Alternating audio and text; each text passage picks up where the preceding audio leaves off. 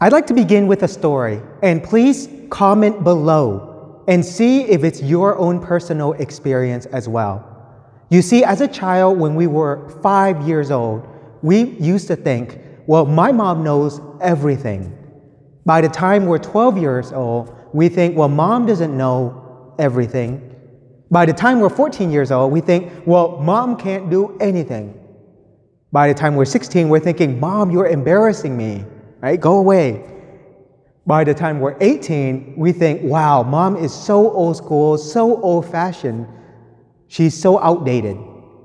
Now we go away to college, and then at around 25 years old, we think to ourselves, well, you know, mom does know a few things. And then by the time we're 35 years old, we, before deciding something, ask for the opinion of our mother. And then by the time we're 45 years old, we would constantly think about, okay, well, what would mom do? What would mom think, right? By the time we're 55 years old, we'd say something like, well, I wish I could spend more time with my mother. And then by the time we're 65 years old, we would say something like, well, I wish I could talk to my mom just one last time, just one more time. Some of you probably have the feeling you missed your mother because she's no longer here on earth. And so please pray for them. If it's only when we become parents ourselves that we realize our parents' love for us. You see, in the United States of America, on the second Sunday in May, we celebrate Mother's Day. And you can learn all about the history of Mother's Day in this special day by doing a Google search. But I simply want to emphasize this one point, and that is in every single age, in every society, in every civilization, there's always a celebration of Mother's Day and Father's Day too, right? In other words, our parents, in some way, form, or another. Because believe it or not, the ancient Egyptians, the Greeks, the Romans, all the other civilizations we can think of, they have some form of celebration of our parents. You see, all the celebration of parents has its roots and traces in every civilization and society to this very, very event because it's so natural, right? It's in the natural order of life. So those years of parenthood, when we're parents ourselves, can be difficult because there's so much work, there's so much sacrifice. But by the time you become grandparents, you realize it's all worth it. Because being grandparents is much better than being parents. And so I want to take this opportunity to wish all of you a very happy and blessed Mother's Day. And especially for those soon-to-be mothers out there, may God bless you on your journey to motherhood. You know, marriage is a vocation, just like fatherhood is fatherhood or motherhood is a vocation. And if you embrace the vocation, if you do your best, you'll find the greatest joy, right? This joy in the vocation as a parent, right? Something like this is so special that we treasure, you know, every moment in our lives. And so I encourage you, say a prayer recognizing, yes, that you are imperfect, that you struggle with many different things, but that you ask the Lord for the strength, the patience, the endurance, the courage to be good parents and loving parents. Now, with that being said, I'd like to share with you 7 very important things about a good mother. And keep in mind, you know, there's always room for improvement, and that's what life is all about. And before we get started too, I just invite you to please subscribe to this channel down here below if you wish to receive weekly reflections on the scriptures or weekly lessons on catechesis and on faith. So let's go ahead and begin. We'll start with number 7. We'll go down to number 1.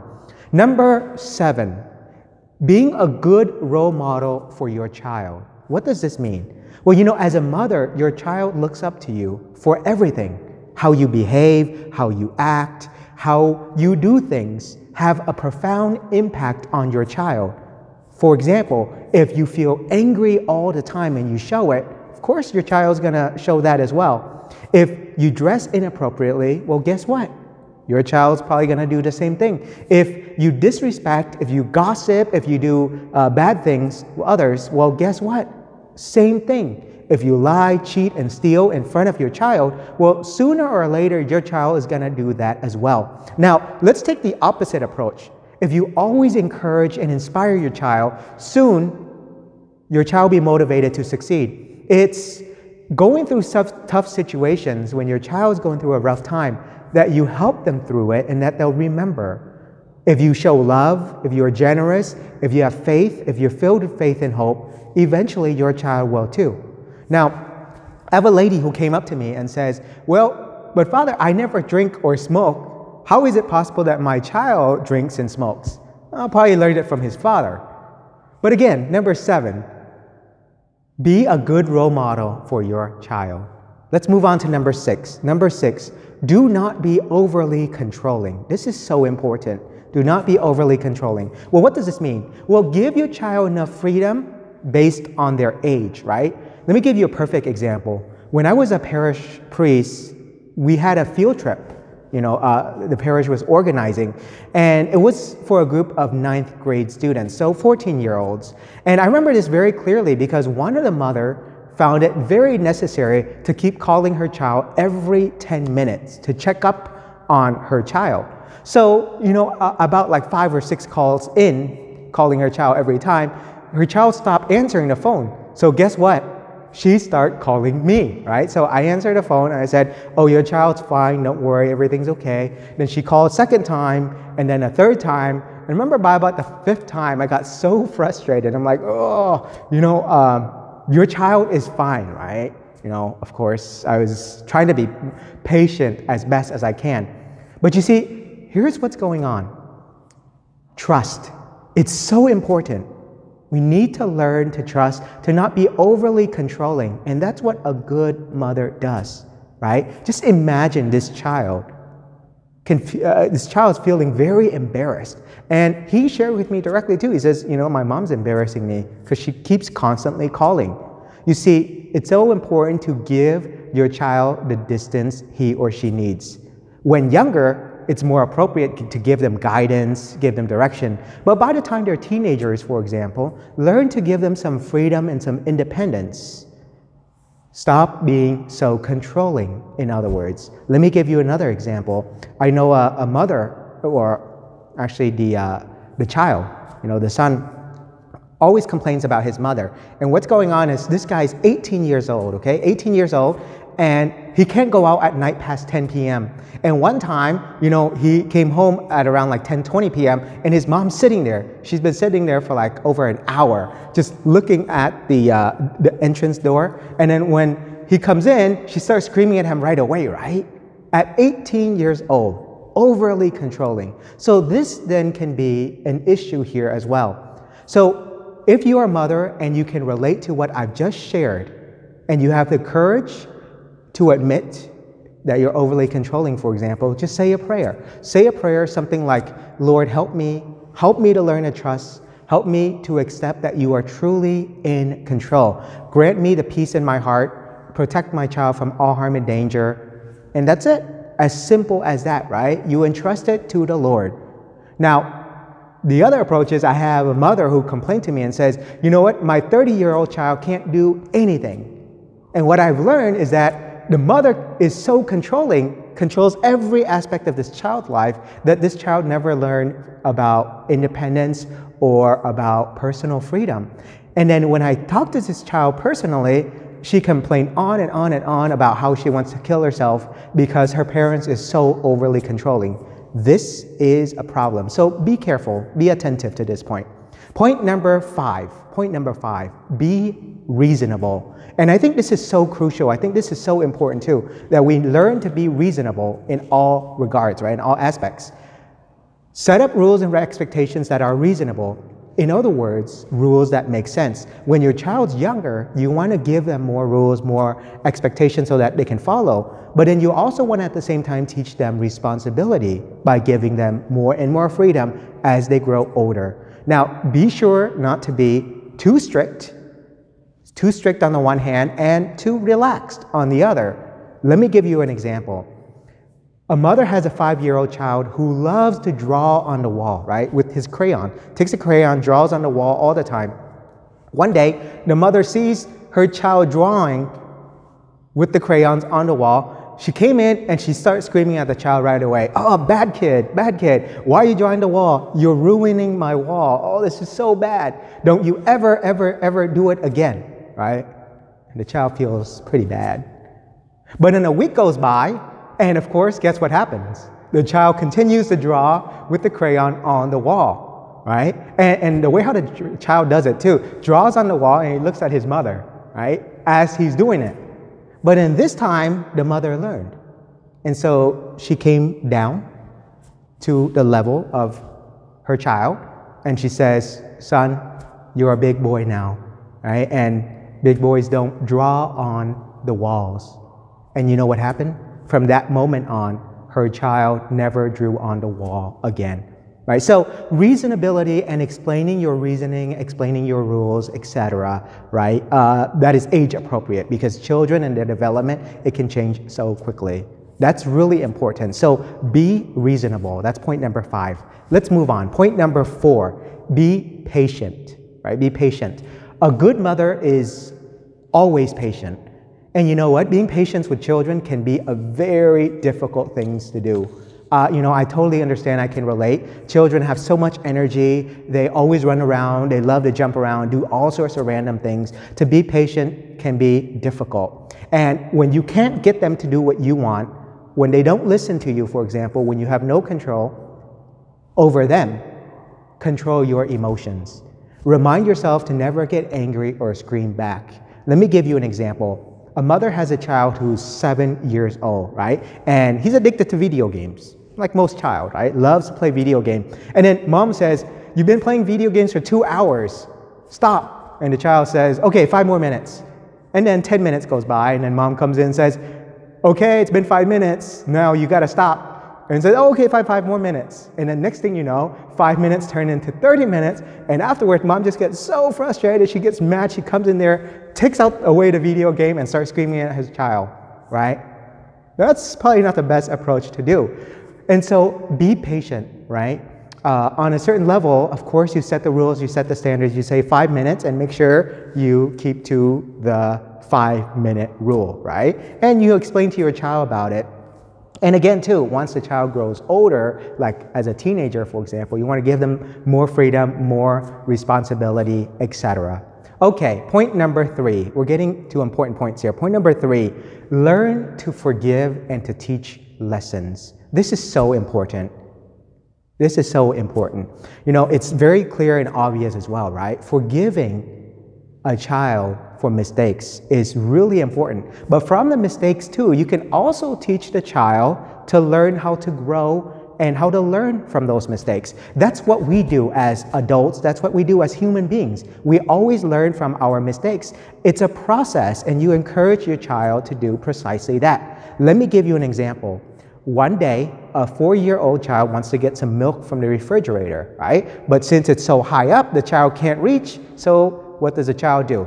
Takes a chair, pushes it to the refrigerator, climbs up on the chair, gets the milk, but the child's clumsy, right? Not paying attention, not being very careful, grabs the milk container and then spills it all over the floor, right? It fell down all over the floor. And of course, the child recognized his mistake, right? The mother is right there. And rather than screaming and saying, oh, what did you do? Why did you do this for? Etc., etc. Mom is very patient and then simply says to the child, okay, now you know where the mop is. Let's go get the mop, get some towels, and let's clean it up together, right?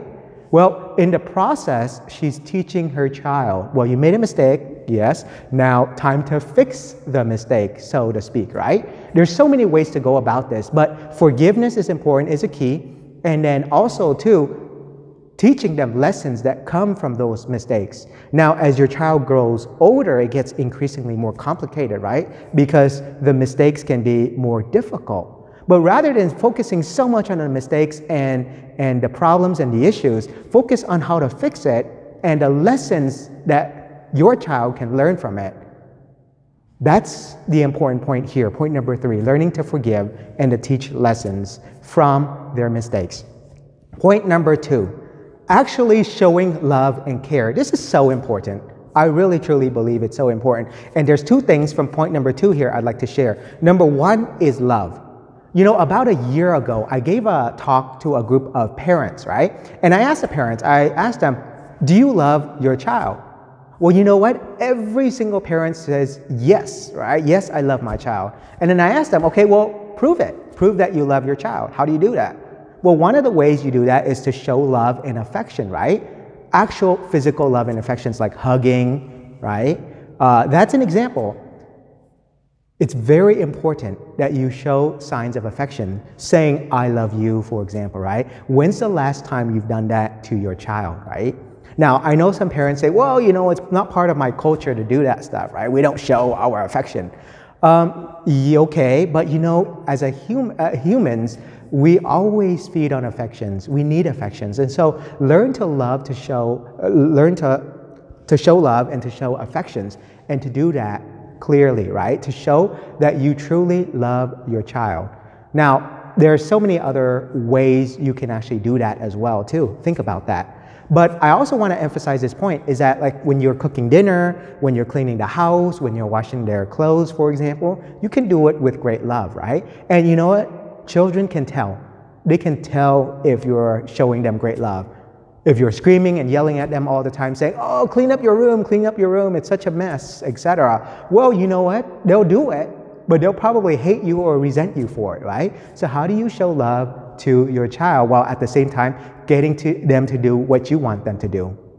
Now, part 2 of this is showing that you actually care rather than pretending that you care. And I think this is so important because I know there's a lot of full-time mothers working out there, right? Working full-time mothers. And sometimes we can all be so busy. And after coming home from work, for example, you can be tired and exhausted. And when your child comes and says, mommy, play with me, right? How do you respond? Do you say something like, no, I'm tired, go away, right? Or do you try to make the effort, and not just try to make the effort, but really do so, right? Now, I know many parents out there always complain and say, no, they're so busy, they don't have time for their kids, etc. Some parents even say, well, look, I'm making all this money for you. I'm putting food on the table. Without that, you won't have anything, right? Well, it makes the child feel bad. But you know what? Children want to have their parents around. Moms too, right? Very important. And so be present for your child and actually show that you truly care. Now, let me give you an example. I know a mother who takes her child to the movies, right? And after taking her child to the movies, she goes like this the whole time. It's very clear and obvious she doesn't care. And children can pick that up right away. They know that. And for children, you only have a finite, small amount of time window where you can actually show your child that you care, that you love them, and that you're there for them, right? Because by the time they're adults, it's almost pretty much impossible to correct. Now, point number 1, right? The very first point I want to share here that's so important of the 7 is faith. That's right, faith. You see, faith is a gift. It's one of the most precious gifts a parent can give to a child. It's a gift that truly grows with age and with time. You see, faith gives you direction and it gives you purpose in your life and in your child's life. When your child faces struggles, faces trials, faces difficulty in his or her life, it's faith that will carry your child through, especially in these most difficult times. Now, when you don't know where to go or what to do, faith is there to help you and to lead and to guide you through.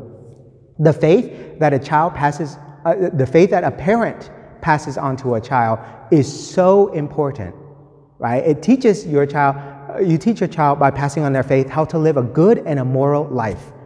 And this is a topic I love to expand on more because I can make a long video talking about faith and the gift of faith a parent passes on to a child. But this is really important. And so remember to teach your children faith, right? To have faith. And then finally, as we celebrate Mother's Day and our mothers, our moms who are always with us, who nourish us in the womb and who gave us birth and gave us life, let us also turn to our Blessed Mother right here, right? Our Blessed Virgin Mary. May she truly be our model, our example, our guide for us. Like any good role model, she points us on the way home to heaven. And so let us pray. Holy Mary, Mother of God, pray for us sinners, now and at the hour of our death. Amen. May God bless you, and happy Mother's Day.